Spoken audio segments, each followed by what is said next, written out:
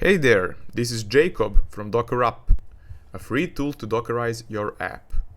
Today we'll be looking into Dockerizing Snallygaster, a Python security tool used to scan secret files on HTTP servers.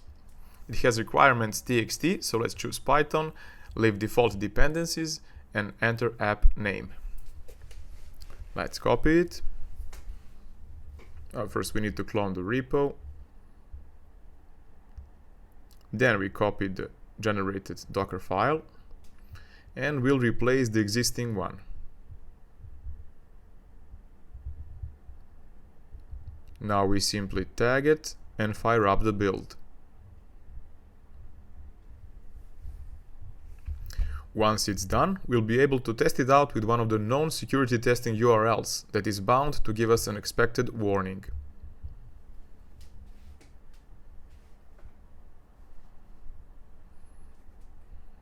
And as you can see, it is working out of the box.